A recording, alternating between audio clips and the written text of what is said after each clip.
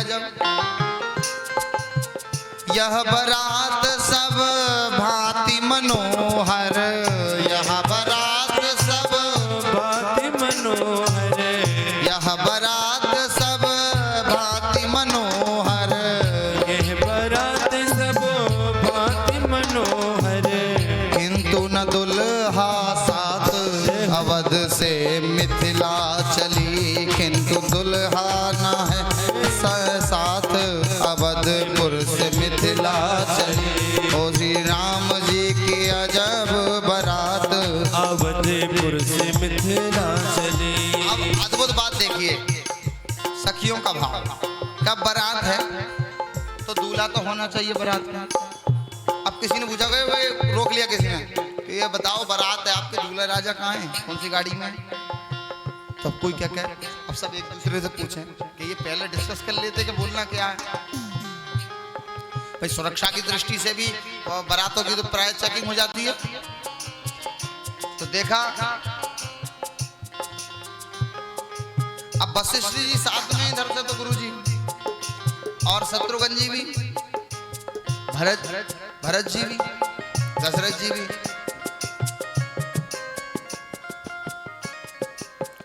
अब किसी ने पूछ लिया कि अच्छा ये बता दो कि तुम्हारी बारात की तारीख कब है? अब इन्हें तो तारीख भी नहीं पता, ये तो चल दिए। अब पूछ लिया, देखो इतने बाराती किंतु किसी को, अब किसी को नहीं पता, अवधपुर से मिथिला चली राम जी की अजब बारात, अवधपुर से मिथिला चली।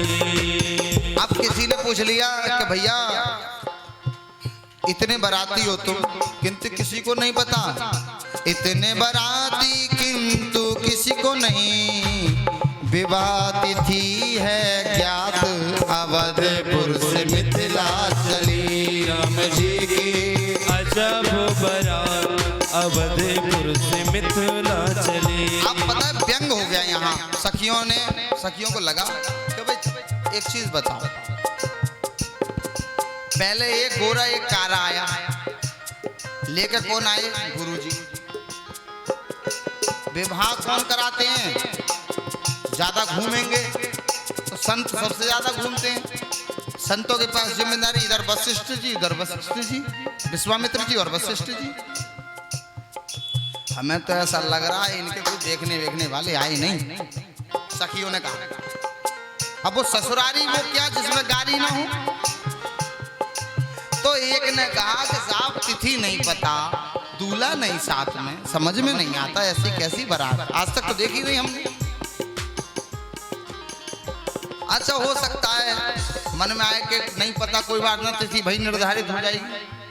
तो किसी ने व्यंग में कह दिया, मिथिला में बहुत व्यंजन मिलेंगे, मिथिला में बहुत व्यंजन मिलेंगे। लगा अब वही मन में आया, क्या अयोध्या में हम खाते पीते नहीं है?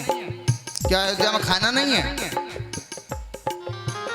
यहाँ मार गए सत्तू खात, यहाँ मार गए मानी मर गए सत्तू खात खात, और सब बाराती सोच रहे हैं मन में, वहां के लोग व्यंग करने मिथिला के, यहाँ मर गए सत्तू खात, अवधपुर से मिथिला चली राम जी की अजब बारात, अवधपुर से मिथिला चली। ओ सखियन के सुनी व्यंग वचन, सखियन के सुनी व्यंग वचन, पर राजे सहु बलि जात, अवधपुर से मिथिला चली राम जी की अजब बारात, अवधपुर से मिथिला चली। जानकी जी की अजब बारात, अवधपुर से मिथिला चली। अब कोई बात नहीं, मिथिला जाओ अच्छी बात है।